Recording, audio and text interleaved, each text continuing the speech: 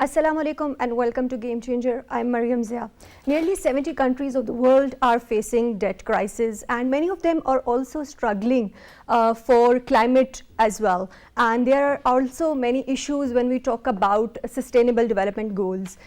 For this purpose, we know that recently a new Global Financing Pact Summit was held in Paris, and hundreds of leaders of the world, including PM Shahbaz Sharif, was part of this important global summit. And the purpose of this summit and the aim of this summit was to build a consensus for inclusive international financial system to fight inequalities and to finance climate change as well. In today's program, we will be talking about this important new Global Financing Pact, what it means for developing world, including Pakistan, and what lies ahead, what would be the challenges when we talk about this important financing pact. To discuss this and more, we are joined in the studios by Mr. Humayun Khan, who is Senior Analyst and Expert International Affairs. We're also joined by Mr. Shahjar Khan, who is Expert International Affairs. We're joined online by Dr. Hasnain Javed, who is Economist and Expert International Affairs. A very warm welcome to you all in the program. Mr. Humayun, let me start with you. When we talk about this important summit that was held on 22nd and 23rd June in Paris, how do you think, what was the main motivation behind this summit? And of course, we know that a number of developing countries as well as China and important leaders of the world as well as representatives of international global organizations participated in this summit. So how do you, analyze this summit? Thank you, Mariam. It was perhaps one of the most important events outside of the climate mitigation efforts that most of the countries are undertaking. President Emmanuel Macron basically was the person who initiated this. He proposed this idea in COP27 in Egypt and then in G20 in Indonesia. And this was co-hosted by Barbados as well. The Prime Minister was there when they inaugurated it. There are multiple issues which developing countries, not only developing countries, but the entire world is facing. So after COVID-19, we've realized the world is undergoing a lot of massive changes, and not only COVID-19, post-COVID-19, there are like many other events, and particularly climate change has become a reality. In your introduction, you just mentioned that 70 countries are facing excessive debts. There is high inflation throughout the world. There's global supply chain which are disrupted. There's a Russian war on Ukraine which is going on, which has created massive things. Then there is a global north and global south divide. So this particular Global Financial Pact, or the summit, which was hosted in June 22nd and 23rd, was meant to have like four overarching things. The first one was restoring financial space for underdeveloping countries which do not have more economic leverage, so they need help from the global south. The second was promoting private sector development in low income countries. There are predominantly many low income countries which cannot sustain on its own, so we need help from different sources. And the third was investment in green technologies. This is something which the entire world needs to do. And the fourth one was mobilizing innovative financing for countries which are vulnerable to climate change, and Pakistan being one of the most vulnerable countries.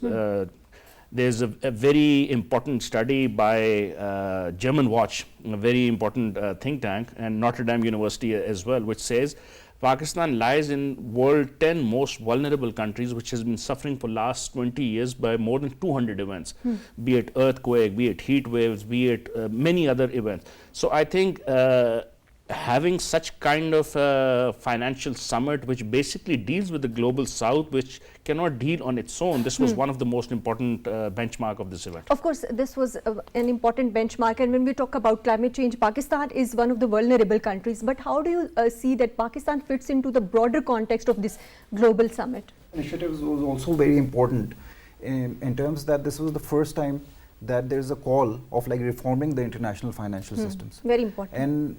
And to fight inequalities. Inequalities in terms of access to finance. So this is like very important, that most of the discussion is based around the reforms of multilateral financial institutions, especially the multilateral banks. Now, what are these banks? There's like the World Bank, there's IMF, there's Asian Development Bank, there's African Development Bank. So there's a discussion now on providing inclusive finance to developing countries and to mitigate their vulnerability to debt payments. Now, what's like when it comes to the reforms of these multilaterals, what are the main discussions that are like taking place?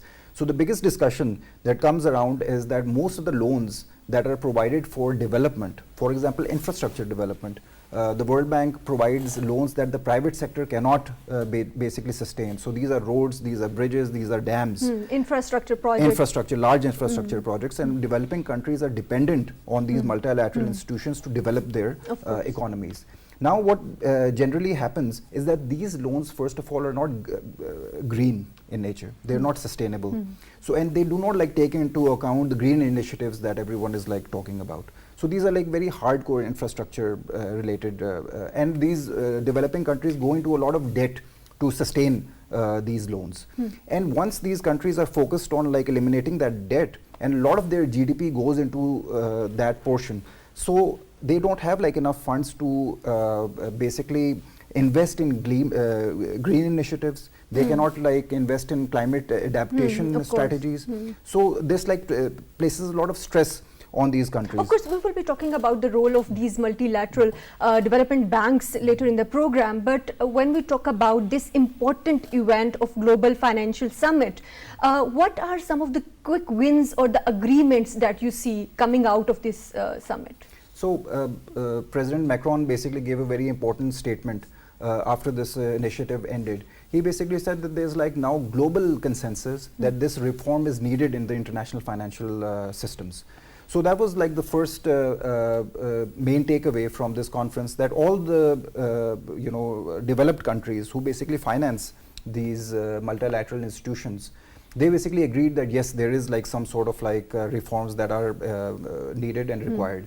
The main concern that is like coming from the global south is that their voice is not represented in these multilateral institutions. Most of these multilateral institutions are funded by top economies of the world. These are the G20 nations in the European Union, the US, Canada, Australia, all of these countries.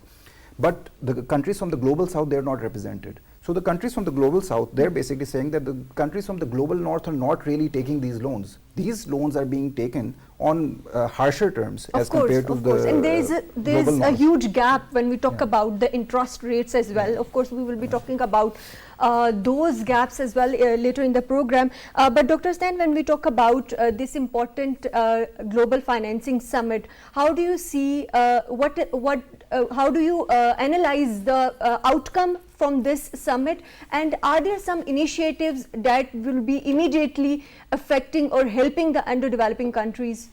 Yes, of course, because the summit builds on the Bridgetown Initiative and Action Plan launched by Motherley at COP27.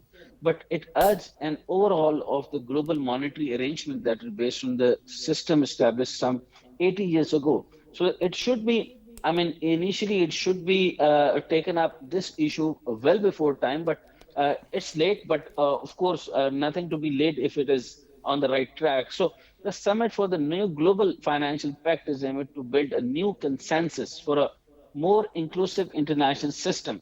The very important part is the fighting inequalities. Then is the second important part is the finance and the climate transition. And third is bring the countries closer to achieve the sustainable development goal. There are the 17 sustainable development goal which has yet not been achieved by any of the least developed countries because of the financial troubles and hindrance and most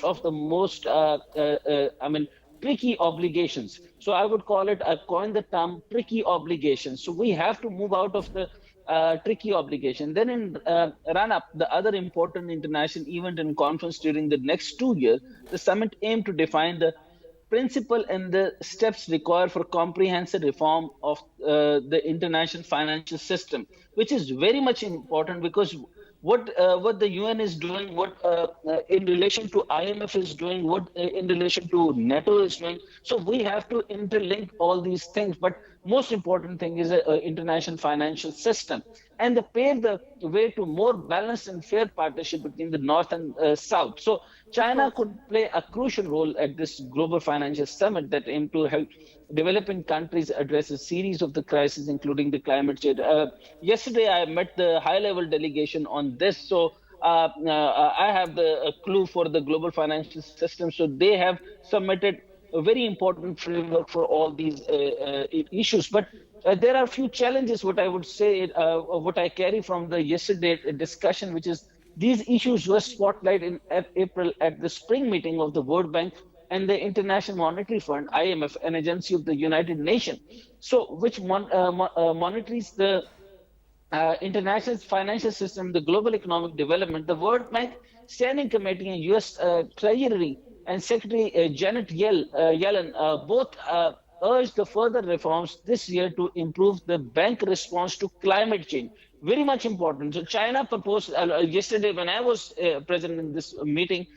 So this is that the bank response to climate change and other challenges. So this is very much important, and they are picking up the point on the reforms and multilateral development banks. So that what they say is MDBS. So on focus on this reform of the multilateral development bank, these institutions such as the World Bank provide long-run affordable financing to government for the projects that private sector would not finance, such as road, railways, and bridges. Current and MDBS are not large enough to meet needs. And secondly, the policies are not concerned with the green and inclusive development.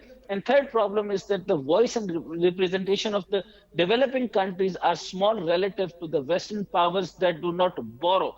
So there are more important is the high cost borrowing, and we have to tackle and manage the high cost borrowing, which mortally underline under the problem of COP27, which is the global North borrowers was an interest rate between Of 1 course. and 4%. So the global South around 14%, which is very much important point.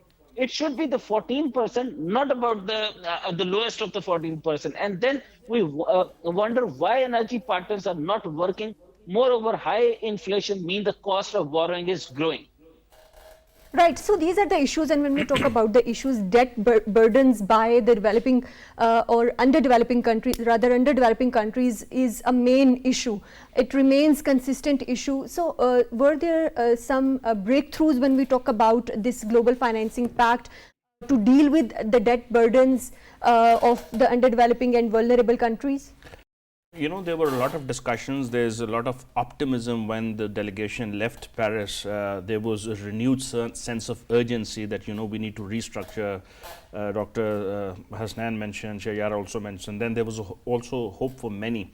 But then if you ask me, even though I'm an optimist, but I still see that this was like there was a cautious approach from the developing countries. You know, one of the key area here in the global south is that there isn't excessive borrowing in last couple of months, but it's the interest rate which have gone up. Of course. That's one of the major reasons that these countries are unable to pay their debts. And when they're unable to pay their external debt, they are unable to pay for the social services of their people. So that was one of the main reasons this new international architecture was being called for. I think, having said that, there's still hope. In 2009, developing countries promised that every year they will spend $100 billion, they pledged in terms of helping developing countries or underdeveloped countries. President Macron in his parting speech did mention that, you know, this objective is being achieved. However, there are many countries which have not been able to get that financing which was needed. Pakistan's role was very important, and if you allow me just one. Of course. In COP27, Pakistan along with G77 plus China were able to implement first in the agenda and then also in the agreement a losses and damage fund. That was very important, because Global South has always been asking that, you know, we don't have the resources. We are not the countries who have who were the forefront of global CO2 emitters. We were the one who were receiving it, and the global south, which was the developed countries, they have always achieved a higher rate of GDP and investment. So we are suffering. As I mentioned earlier, Pakistan is one of the most vulnerable countries, and even one of the three most vulnerable countries Of as we course, and speak now. Pakistan has always played a significant role when we Absolutely, talk about absolutely. this. We will be talking more about this need for international financing system that needs reviewing, because this is more than 80 years old, and how Pakistan is going to be affected by this and Pakistan's role in this. We will be talking more about it, but after a short break.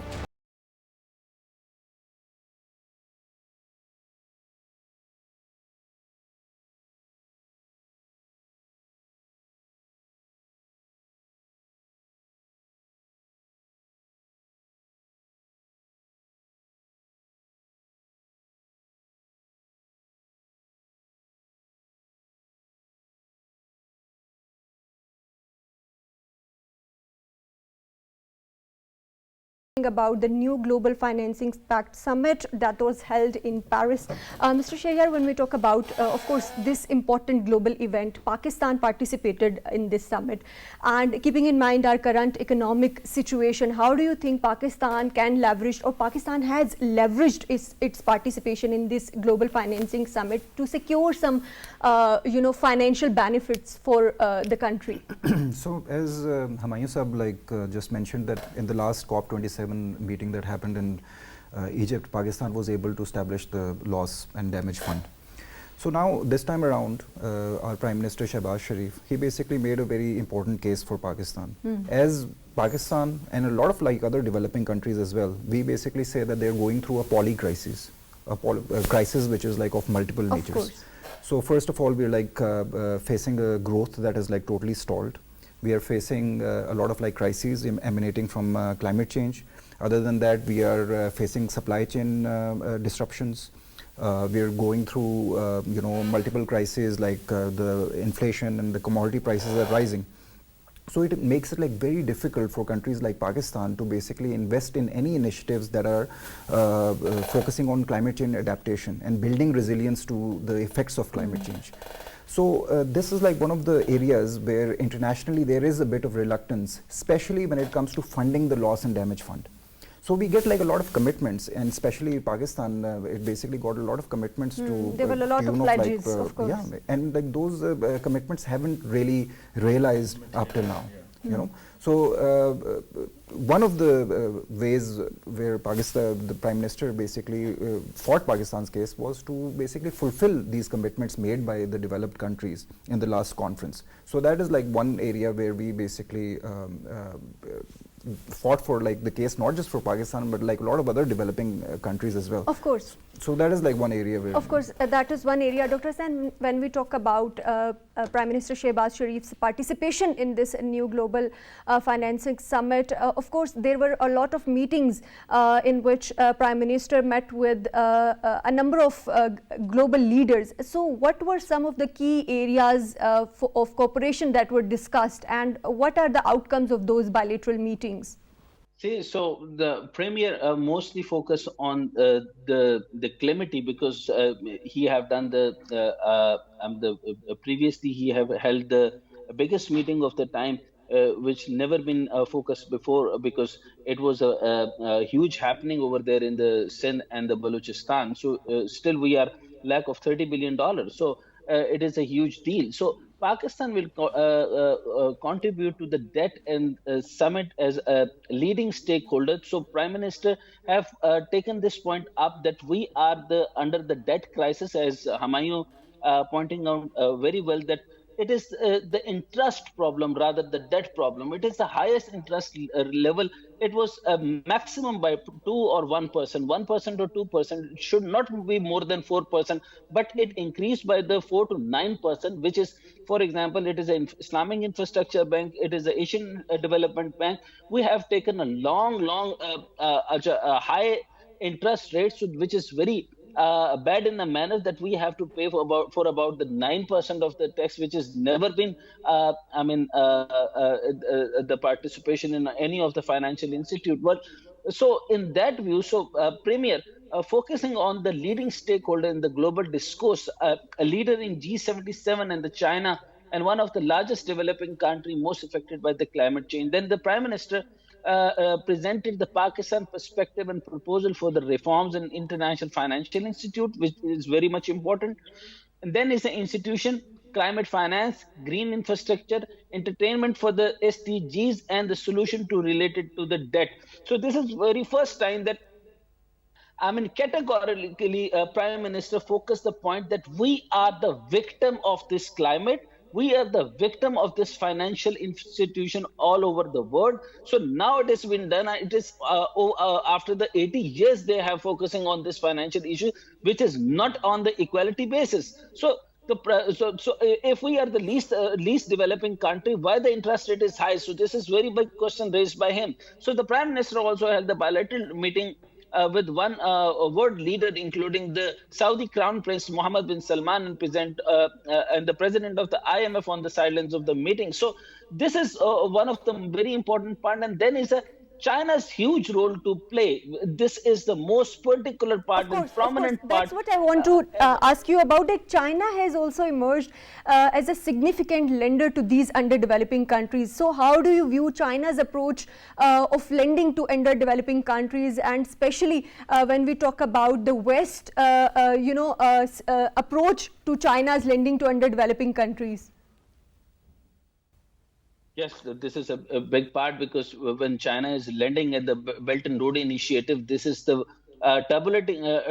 irritating part for the whole Western powers. And you have, I think you must not overheard that that the Biden is, announcing the Bitcoin, just announcing before anything, because he just thinking about that there is a yuan swapping that is for about 40 countries. There is a ruble over on the top, and then minutely out of nowhere, and suddenly he pick up the point about the cryptocurrency, and he take that we are converting this currency into the crypto. So this is another issue, but this is also simultaneously very much interlinked with this financial institution and financial game. But about China, for about 2 years now, creditor nations and multilateral lenders have been trying to find ways to restructure the hundred of the billion of the dollar debt owned by developing countries under the G20 common framework for the debt treatment. But the talk have been in the Lodge Jaman. So Martin Kessler, executive director of the Finance of the Development Lab and the Paris-based think tank, was of the opinion that the China has a huge role to play at the Paris summit, because it is one of the largest economies in the world and the main bilateral lender to the developing countries. So I think so that of course China is doing so because in fact the China plan to send the high-level representative to the Paris summit. And shows its willingness about the conclusion of this summit, Dr. Hasnain, of course, Mr. Humayun, when we talk about this important summit, special drawing rights were also discussed. How do you think that special drawing rights and these issues are going to help underdeveloping nations for their financial stability? You know, this was one of the most sticking point in terms of the global south and global north, and the global south wanted these rights in order to mitigate its damages, not only from the climate change, but also the inequalities which are happening for last many years. China promised... And what is China's stance on these special China recently announced that it's ready to channel $10 billion so that the SDR rights for the African countries would be very easy for them to do that, which is going to be a big help. One of the questions which you asked, Dr. Hasnain, I want to add something more to it. When Prime Minister Shahbaz Sharif was there, he held sideline meetings with Crown Prince Mohammed bin Salman. He held a meeting with EU President Ursula. He also held meeting with IMF, the managing director in Paris, and then also held meeting with Chinese Premier. Of course. In order for Pakistan to mitigate its climate, not only climate, but also global supply chain and other issues that we are facing, these two countries have been very instrumental, China and Saudi Arabia, and apart from other friendly countries as well. So on these sideline meetings, the whole gamut of relationship was discussed. There are promises, there are pledges made again. You know, Pakistan has been discussing with IMF for this bailout package for the last many years. We have fulfilled all our obligation, but yet there is a politicization of events which are happening. So Prime Minister made a very clear point. You know, we suffered from the most catastrophic floods of our history. worth $30 billion of dollars immediately, which was lost to the Pakistani economy and GDP. And then on the sideline, in order to rehabilitate, we wanted $16 billion. The pledges that were made last year in order to get us out of it, there's still some sorts of pledges. The rich countries are reluctant to give us the money, not only us, but also the entire global south. So I guess this particular summit reinvigorate that sense of urgency which is needed to help global south, because if you don't do that, there's going to be a catastrophe of the making if we don't help the global south. So I guess this summit really help in terms of the global south voice to reach global north. So I'm really hopeful that and then also President Macron also announced that after 2 years there's going to be another summit of the same in Paris. Of course. And they also set up a mechanism where we will see if the pledges and the promises are made, are they really implemented, or these are only the political statements. So this was Tall one of the most important takeaway from of this course, summit. very important. Mr. Shahbaz, when we talk about China's lending power as a contributor to the underdeveloping countries, are there some examples where China has lended to underdeveloping countries and it has helped stabilize their economies? So, Mariam, this is a very important question that you just asked. So, the crux of this whole conference, if you ask me, was the world's view of how China can basically support this international financial crisis that is brewing. So, a lot of like developing countries, they basically see China as a bilateral lender. So China basically has special economic relationships with like various countries in Africa and South Asia. Pakistan is also a beneficiary of the CPEC, in the overall BRI network. So when like these countries of the Paris Club, they basically see China like giving a lot of like loans for development and infrastructure development mainly to developing countries, then these countries also expect China to basically help these countries when a balance of payments crisis emerges for any reason. So a lot of like countries are basically saying that China has the Asia Infrastructure like investment bank, but this bank doesn't really help any developing country in resolving their balance of payment crisis. So this is what this whole conference was like calling on China to play a much bigger role in the international financial system, and they were also saying that they should also have a mechanism. Right now, China is also relying on the IMF system. So as Humayun Sahab mentioned that special drawing rights, China basically advocated that we will basically provide $10 billion for the reconstruction or like development of Africa. A lot of countries also basically said that this money should not be given to IMF and it should be given to the African Development Bank. So it actually is used in the development of Africa. So that's like China is like not really taking a plunge when it comes to resolving these international crises. And I'll tell you why. Because a lot of like countries in the global north now they're like going towards climate change, adaptation, mitigation. But you see like China is in the phase in which it's like growing rapidly. And whenever a country is growing rapidly, the climate emissions or CO2 emissions are very high. So China basically sees this with reluctance that the countries from the global north would want to curtail China's growth in one way or the other. And a lot of other developing countries, for example, India, is also rapidly growing. Bangladesh is rapidly growing. They are rapidly growing, but capacity building of these nations also remains questionable. We will be talking about more about this and the role of multilateral development banks, but after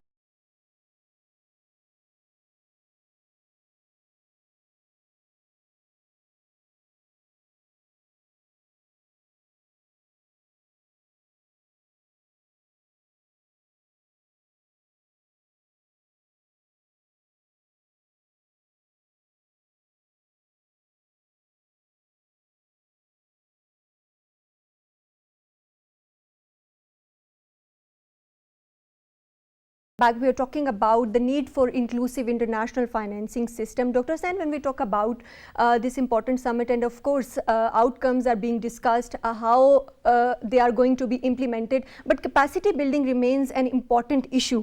How can international community ensure that these nations have the capacity to fight climate change and to have the communities that are greener? That's a very pertinent and important question. For that reason, they are financing education in the global public goods. So this is very important. They are educating this area in a very different way. So UNESCO is strongly engaged in the summit with a major focus on ensuring the summit discussions fully take into the account financing for the global public goods, and including education and the diversity to the culture. And the UNESCO sees the summit as an opportunity to build on the education finance discussions held on IMF and World Bank Spring meeting earlier this year. So, including the multilateral financing of the education initiative and leveraging the momentum of the education following the transforming education summit, which is very much important. So, IFAD is also hosting and taking the part in the number of events. So, the aim of the organization is to boost the role of private sector to address the development and the climate changes via food system transformation. So three most important questions would arrive in this area. So why do we need a new global financial pact? This would, refer to the finance education and the global public good. And what is the China role as a Paris summit for the new global financing pact?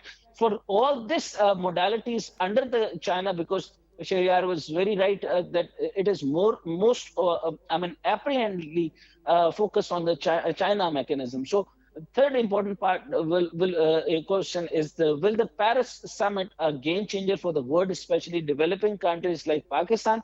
So this would be the most important part, and the UNESCO is the most important part in educating all these summits. So as the official partner of the summit, UNESCO co-organized two official events on the financing of education and the global public good, and affiliated event on the youth innovation, and hosted 10 official panel discussion at the UNESCO headquarters. So the summit key moment on this year international calendar, and aligning with the number of the position and initiative, including the Bristol Initiative SDG Summit, September in 2023, and the COP28, ongoing discussion on the reforms of the international financial system, and the several heads of the state government and the government, dozen of the heads and the international organization, and 100 of the civil society and the private sector representative attend this summit.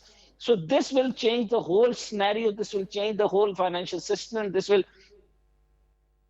Of course, this is going to change the whole scenario. So, Mr. Humayun, when we talk about this important summit, of course, we know that this was built on a Bridgerton initiative. So, how do you think, what steps are taken or are needed for the financial resources to be directed towards the underdeveloping countries in light of Bridgerton initiative? I think there is a realization now that the world is fast changing. There are multiple crises, as Shahya were earlier mentioning, which from the COVID-19 when it started, and when it was like in the later stages, and then this climate disaster that has struck different countries in the global south and even in the global north. So now there was this realization that these multiple issues, these multiple crises needs a very comprehensive and a cohesive approach, and that was basically the result of this Global Financial Summit which was happening, and then COP28 which is happening in UAE. So I guess there are multiple initiatives around not only climate change but the crisis that the world is facing. So new restructuring of debt, going green is something which is very important, because the world population is expanding exponentially. Controlling these issues, then disasters on top of it, earthquakes and many other calamities, then this global supply disruption which has happened because of these wars. So I guess these multiple crises bring these international leaders together to see that you cannot survive alone. You have to change the old ways, which you just mentioned earlier, that 80 years old financial system, the mechanism through which we were dealing with the crisis cannot work. So we need to come up with innovative, and this was just the beginning of it. If we could capitalize on it, learn from the Chinese experience, learn from the global south experience in terms of how these countries are fighting, and also we need transfer of technology. This is one of the aspects which is very important, because global north has developed a lot of technologies, and now technology transfer, knowledge transfer is knowledge, also technology, and experience transfer is something through which we can cooperate and then comprehend and then fight this menace that we are facing right now. Of course, that is very important, and like we keep on talking about the role of multilateral development banks, that is also very significant because they provide financing for these underdeveloping countries. So what are some of the reforms that are required and quick reforms that are required to help the underdeveloping countries for their financing? So Mariam, first of all, there needs to be a more inclusive approach when it comes to the functioning of multilateral banks. So that is like one of the key points that was also discussed in this conference. So developing countries need to have a seat on the table. They also need to be included when it comes to the whole board membership of multilateral banks. Right now, they are the borrowers, but they're not the decision makers. And they have to take loans on any interest rates, and cost of taking debt now is increasing. And this is because of international monetary inflation. It's because of the fact that the US, the Federal Reserve, has increased its interest rates. So the net cost of borrowing is increasing, and that is putting a lot of pressure on the developing countries. So once they have a say, once they have a seat on the table, they can also negotiate with these multilateral banks because they will always be the net borrowers. Raised on the decision-making process and the structural changes that are required in these multilateral banks as well. What needs to be done in that regard? So right now, the decision-making bodies in these multilateral banks are the banks that basically provide the funds to these banks. So this can be countries from the Paris Club, these can be countries from the European Union, the US, it can be Japan. So these are the countries that basically fund these multilateral institutions. So they basically have the voting rights, they have the majority shareholder and stakeholder in these institutions. And now we are basically advocating more for developing countries to also have a seat on the table, and they can also make the decisions. Other than that, another important thing in the loss and damages fund, it needs to be operationalized as soon as possible. And the funds that this loss and damage fund should be giving to the countries should be in the form of grants. It shouldn't be loans, because the debt profile of these developing countries is already very high. So they don't want to be burdened further in terms of developing their capacities in climate change adaptation, resilience. So this needs to be kept in mind. And the pace, I think, for operationalization of the loss and damage fund is kind of slow right now. So we are hoping that in the next conference, there will be significant progress on this front. Of course. Dr. Sen, when we talk about the current international financial system, we keep on hearing that this is outdated. So what do you see? What are some of the quickly tell us, what are some of the wins from coming out from this important global summit? See, the most important thing is how could we get the benefit out of it, because the global architecture or the global financial architecture capable of meeting the challenges of the financial sustainable development and environmental energy transition and climate change agenda. So it is outdated. We have to think on it, and all of the world must have to think. But one thing must have to be very much clear, that we have to, on our part, the least developing country must have to develop their export base, their domestic product industry. Otherwise, we cannot manage the borrowing. So borrowers are borrowers, lenders are lenders. We cannot differentiate this, and we cannot mitigate this issue by the financial terms and by the financial mechanism. We must have to think ourselves, our resilient policies, our effective policies to develop and goes out of the problematic issues, as the Bangladesh could out of this. So they make the 72 billion of the $1 billion of the budget. So why not us? So we have to focus on the agriculture and textile sector, so that we can come out of. So many of the lenders being done, we should come out of it. And it is the important thing that we are with the word, although we are just the input of the 2%, rather the input of the 2% in the global climate. So decarbonization is, we are with the word for the decarbonization.